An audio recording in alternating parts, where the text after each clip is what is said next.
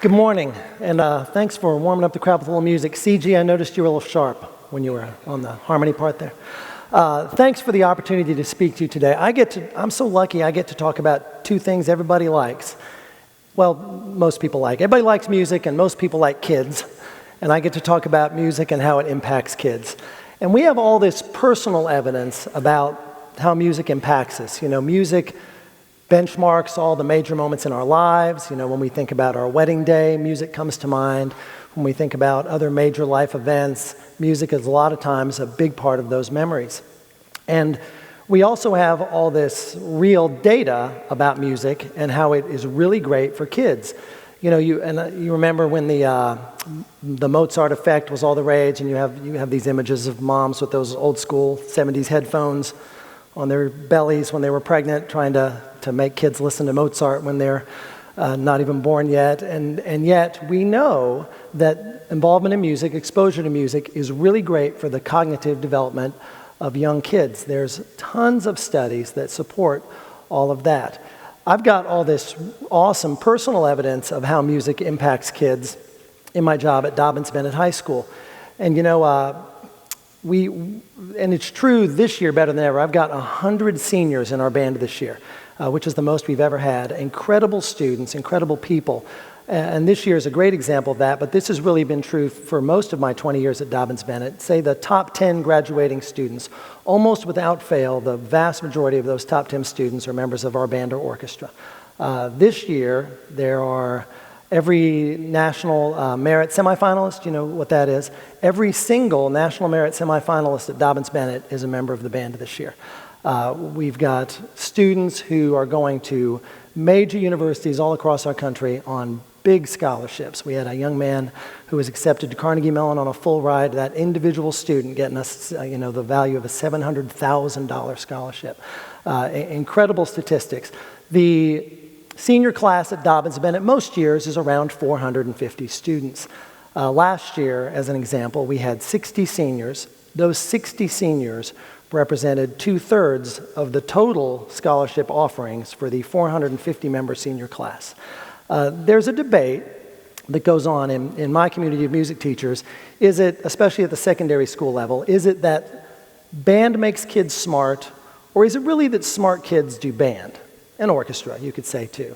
And you know, it's probably arguable that to some degree, the latter is true, that smart kids are drawn to band. Kids who come from supportive families who help facilitate involvement in those kinds of activities. And so when I mention all these great academic statistics about how band has helped those kids, the truth also is those kids I'm talking about would probably have all been very successful, even if they had not done band or orchestra. But we also know that when you talk about a different kind of student, involvement in secondary school music makes an incredible impact. So now I'm not talking about these kids who come from supportive families, who are fortunate to be in school systems like Kingsport City Schools that supports involvement in the arts. There was a study done in Metro Nashville, a big school system, a diverse school system right here in our own state. The study was done in cooperation with a foundation called the Music Makes Us Foundation, and I think the University of Kansas was involved in the statistical accumulation of the data. And when you think about Metro Nashville schools, that's a very diverse school system, lots of underserved student populations in low-income demographics. And they studied what the impact of secondary music was for high school students who had a year or two, it wasn't kids who did a whole 4-year stint of music, but kids who were only in music for a year or two. And what they found was there was incredible academic and perhaps even more importantly, behavioral improvements from kids who maybe just had a single year of music in their high school career.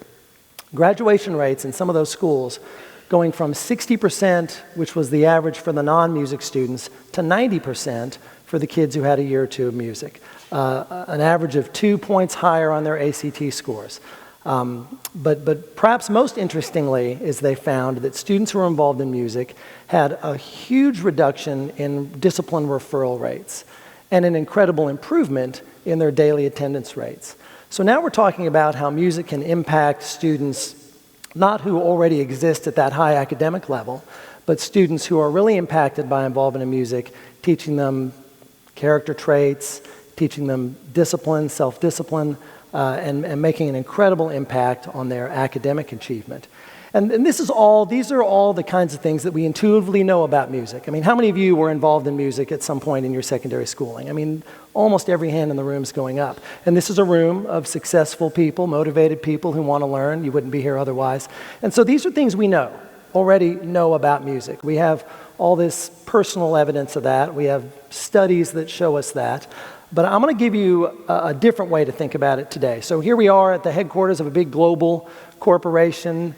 And Eastman's very supportive of the arts, but like most companies, the bottom line, is the thing that matters. And you think about how we can sell the concept of what music does for students to partners in education, like corporations, who are looking to hire the best and brightest kids.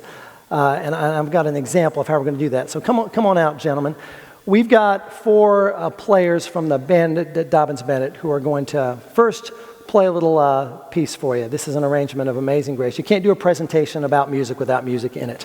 So I'm going to have these guys play. They've been sitting cold for about an hour, so I'm going to let them warm up here for 20 seconds or so. Play a few notes, guys.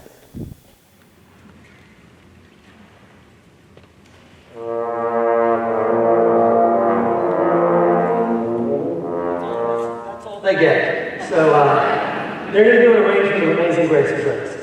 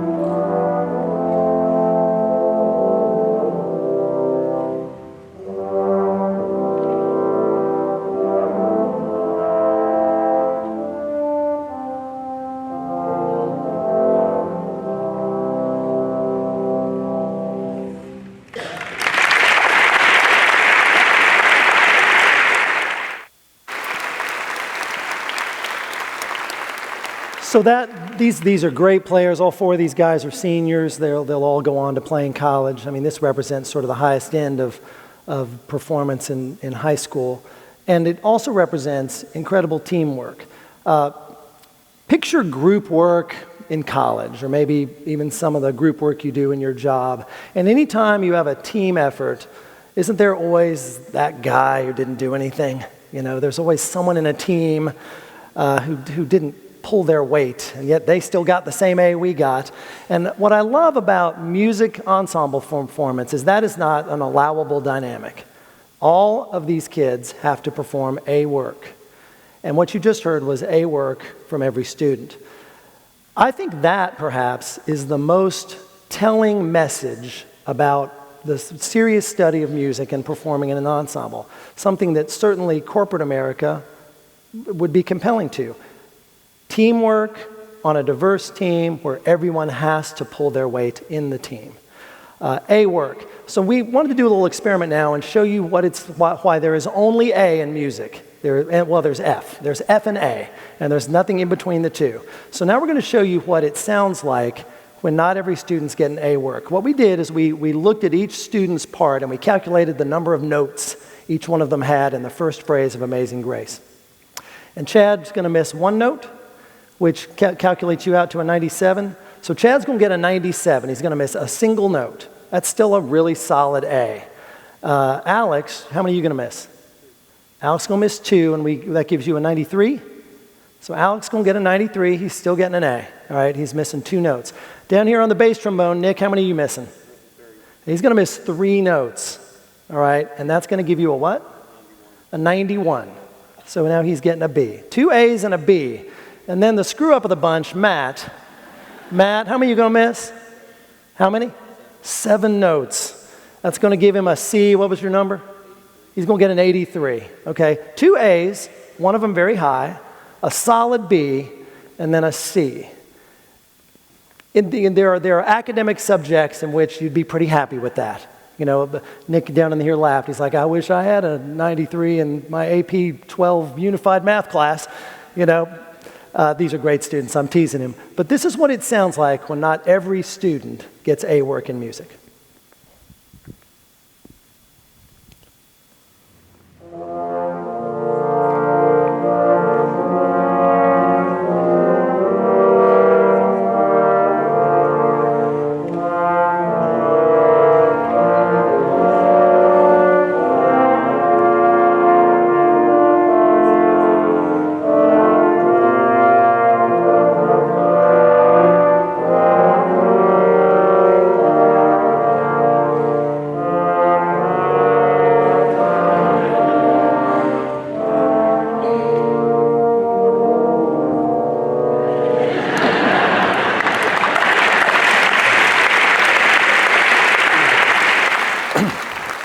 And we might have placed a few of those notes for their maximum effect, you know, in just the right place. But the point holds true.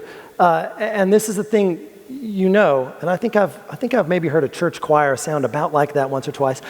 And you know that music it's like either on or off. It's A or F work. And I think that's a message that could create a whole new group of advocates for music education. All this information we have about how music really helps develop better students, better people. Data-driven evidence, anecdotal and intuitive knowledge about the subject, because we all have great positive experiences with how music has impacted us. So where's the disconnect? We spend a lot of time, and I'm in the world of education, and the education world, so our own state, Tennessee is maybe in the 6th or 7th year of a very serious education reform. Necessary reform that has been good for students in Tennessee, and that's a thing I do believe, and not every teacher would stand on a stage and maybe say that. But I do believe that education reform in Tennessee has been very positive and impactful for students. There is a however, though. When states and institutions go through reform, there are things that happen. There are mandates that occur. There are philosophies that shift. And the parameters of a student's experience don't change much. And so when the state says we're going to demand that schools in Tennessee provide intervention for students who are not succeeding academically, school systems or schools, in those places where it's site-based, sometimes don't have the will to be creative in how they facilitate that. So the first place they look is to pull time away from the arts. And to me, that's the disconnect. Because what we know is that student involvement in the arts is what helps make them better students. And so I'm very lucky. I'm not the person who has to make those decisions, and I wouldn't suggest that that's an easy decision to make. But what I hope I've done today is perhaps create a room full of advocates that can help spread the message. I think anytime a music educator advocates for music education, it seems a little self-serving, like I'm trying to protect my job. But what I do hope is that what I've shared with you today gets you to think about it in a different way. And so many of you are in the business world.